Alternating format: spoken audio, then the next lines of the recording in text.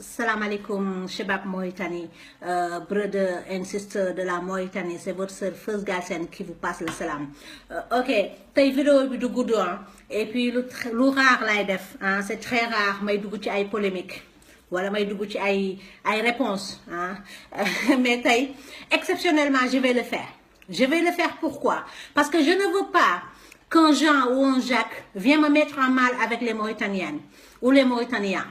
Et depuis hier, j'ai reçu des appels des frères, des sœurs de la Mauritanie et aussi des messages sur Facebook bi ay gars yoo xamante ni bëggoon nañu ma leeralal leen. Du moment où commencé naa jot benn ñaar ñetti message rek je me suis dit lu ma masul def dinaa ko def, c'est-à-dire ma dugg ci polémique yi donc gars yi je pense que li leen jaaxal mooy que ni seetaan nañu il paraît benn gars à Mauritanie que je connais pas d'où il sort xawma ko et il ne m'intéresse même pas muy wax ci man, c'est-à-dire que ni le gars il cherche à me mettre en mal avec les Mauritaniens, c'est-à-dire il a dit que Feuz Galsen a insulté les Mauritaniens d'après ce que j'ai. Je m'excuse xuya bu fekkente ne c'est pas le cas parce que man ay rumeur rek laa jot dañ maa wax rek man seetaanuma, mais d'après message yi ma jot am na un gars boo xam dafa def vidéo am ci Mauritanie ni leen Feuz Galsen a traité les Mauritaniens d'animaux. Onze billahi mina shaytani rajim wala hawla wala hawlata illa billahi lazim. Parce que ana Mauritanienne sakina Médina 3, je pense que ni la plupart des Mauritaniens vont me reconnaître. Je pense que ni kooku noonu gënuma nekk Mauritanien parce que il a un passeport mauritanien et j'ai un passeport mauritanien, donc ana sakina vëm. Donc comment ça se fait que yow nga dëkk ci dëkk ba pare di traité ñooñu d'animaux ou de je sais pas quoi? Car j'ai la famille en Mauritanie, neenam ko Haalpulaar Sakina Nouakchott, donc duma dugg sax ci yenn détails yi, mais juste pour lui dire que ni wala pour vous dire que ni man maa leen gën a nekk Mauritanienne et ci kanam xam naa dinaa ci ñëw juste pour wax leen ni leen vidéo bi ma def mën ngeen ko dem seetaan mi ngi ci YouTube bi live Facebook la mi ngi ci sama Facebook. boo leen tapé Feuz Galsen ngeen xool ba ci suuf du ñàkk ngeen tombé ci vidéo boobu. J'ai traité certains Mauritaniens d'animaux. waaw pourquoi waxuma Mauritaniens yëpp de parce que nee naa leen lu ñuul ci soow mi bokk ci. donc man ñi ñuul ci soow mi mooy ñi nga xamante ni c'est des Mauritaniens yi nga xamante ni comme man Eli def na leen lu ñaaw, c'est-à-dire que Eli Mohamed Wade bu mu nekkee président man Mauritanie laa dëkk xam naa tout ce qui s'est passé de 80 à aujourd'hui, je suis au courant de tout. On ne m'apprend pas l'histoire. La seule chose que j'ai blâmée, c'est que la personne yàlla ci boppam l'islam ci boppam dafa ne la nit bu deewee boo ko xamalee lu baax wax ko boo ko xamaloo lu baax boo mënee tëj sa gémmiñ nga tëj sa gémmiñ. Donc de là man je me suis réveillée un jour ma gis ci Facebook bi ay nit di saaga ay saaga yu ñaaw te nit yooyu ñu ngi ci sama Facebook xam nañu li may wax. ci saaga boobu man ci laa yeewu ci nelaw jël sama vidéo ni leen asalaamualeykum vraxbaat wax ji jeex na. Le gars il a été ce qu'il était, paix à son âme. ku yàlla di jéggal wala ku yàlla di lakk yàlla rek moo ko xam. ndax na nous sommes pas des dieux. ndax na tous les jours on fait des bakkaar, tous les jours on fait des choses yoo xamante ne baaxul ñu ngi ñaan yàlla ci yërmande mu jéggal ñu. Donc je vous ai dit que ni ñiy def loolu c'est des animaux. Pourquoi c'est des animaux? Parce que nit bu demee ba xalaatam méngool ak xalaatu doomu adama kooku mën nañ ko traiter d'animaux. Donc je n'ai pas généralisé, qu'on soit très clair. J'ai parlé d'animaux, oui, j'ai dit tous ces gars-là qui ont fait des statuts sur Facebook en insultant Eli Mohamed Wade, animaux. Donc si le gars il fait partie, c'est un animal et j'insiste là-dessus. Si moi j'ai fait un statut, voilà mon frère, voilà je sais pas qui de ma famille a fait un statut, et Dieu seul sait que j'ai des frères qui ont fait des statuts et ils font partie. Parce qu'ils ont parlé avec elle.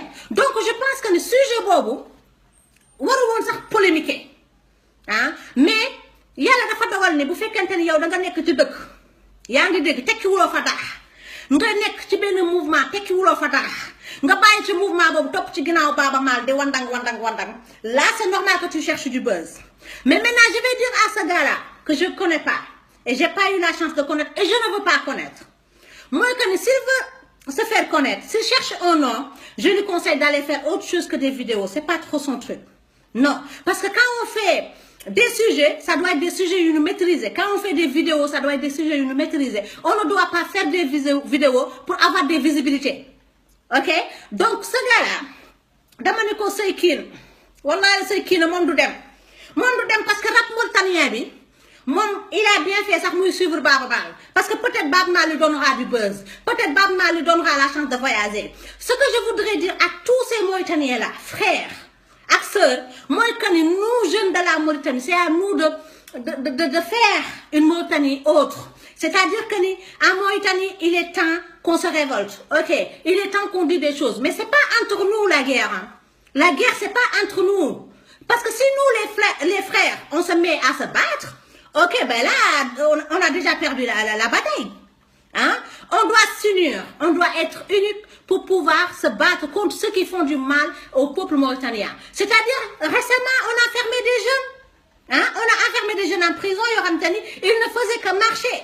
Et dañu amoon seen ay droit. Donc je pense que tous ensemble bu ñu doon joxante suñuy avis, tous ensemble bu ñu doon unir suñuy idée hein pour se battre contre un gouvernement ou se battre contre tous ces gens là yi nga xamante ni ils veulent faire de la Mauritanie une Mauritanie autre que celle qu'on veut. Je pense que moo gënoon am utilité ci Mauritaniens yi. Je suis mauritanienne, j'ai le passeport mauritanien comme vous, donc personne gënuma bëgg Mauritanie. Mais nag dafa am ñuy wax naan ma waa yow Feuz Sénégal nga gën a bokk pourquoi Feuz Galsen waaw Feuz Galsen parce que nee naa leen bakkan bii fi mu amee jàmm lay dem kii ah fu mu amee jàmm lay dem. Les Sénégalais peut-être que ils m'ont accueilli, ils m'ont pris comme leur sœur, ils me donnent des conseils quand j'ai besoin de conseils, ils sont là pour moi tout simplement. En Mauritanie, bon déjà eux-mêmes ils ont du mal à se donner des idées entre eux et à s'unir. Donc la vidéo que j'ai faite, c'était pas une vidéo contre les Halpulaar, c'était pas une vidéo contre les Wolofs, c'était pas une vidéo contre les Hafam. Salam alaikum. C'était une vidéo généralisée. Hein? C'était une vidéo généralisée. Donc faut pas nous commencer de une polémique sur vidéo bi. Le problème de la Mauritanie, c'est pas Feuz Galsen, c'est autre chose. Donc ensemble, on peut faire une Mauritanie meilleure. Pour ceux qui sont dans le hip-hop mauritanien, le rap rime est presque mort, mes frères et sœurs.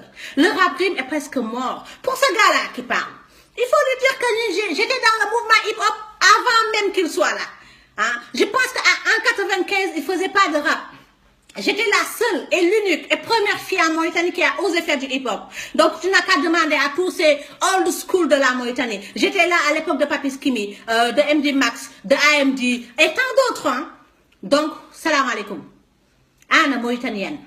Maintenant, pour que le rap marche, il faut que les gars, ils ont un mouvement de rap, personne hein, nous avons haine, c'est haine, il ne faut pas qu'on le verse contre les Mauritaniens qui sont ailleurs. Nous, on s'est battu pour être là où on est aujourd'hui. Hein. Ok? Donc, rap Mauritanie, c'est presque mort, c'est ce que je disais tout à l'heure. En Mauritanie, on n'entend qu'advise, mon frère, Onibik. Hein? Advise rek ngay dégg rap Mauritanie instant bi en tout cas man moom laay dégg ba gis nga rap Mauritanie ba mu deewee mooy ba pied bu militaire underground demee Waraba dem Big Power Yuppi dem Bassidiom dem Diamantiki dem ak ñeneen depuis que c'est old school là ils ont quitté le rap Mauritanie. Je pense qu'on ne parle plus de rap rime comme on le parlait avant. Hein? Advise, ça c'est le héros, ça c'est le soldat de la rap mauritanienne. Tout le monde voit ce qu'il fait. Moi personnellement dans les réseaux sociaux, dans les télévisions sénégalaises, je vois que des clips de Advise. Hein? Donc battez-vous pour que le rap aille de l'avant. Battez-vous pour que hip-hop avance. Battez-vous pour que la jeunesse mauritanienne am li ñu bëgg. Au lieu ngeen toog fi di polémique Feuz wax na lii Feuz waxul lii loolu xuyaana du dem. Maintenant si tu cherches du buzz à mon nom, je te donnerai pas cette occasion-là. Wow. Parce que Feuz Galsen, elle fait du bruit. Mais elle va pas le faire pour n'importe qui. Je vais pas utiliser mes salives pour un gars qui il vaut même pas la peine. C'est un raté. C'est quelqu'un qui il ne mérite pas que may tok fi di wax ay touram di ko may buzz. Donc tout simplement pour vous dire que ni arrêtez ngeen jël sen beut bi tek ko ci hip hopeur yi nga xamanteni ñu genn nañu Mauritanie dem ci yeneen dëkk yi. Vous, yeen ñi nga xamanteni yeen nek Mauritanie, battez-vous, vous pouvez le faire.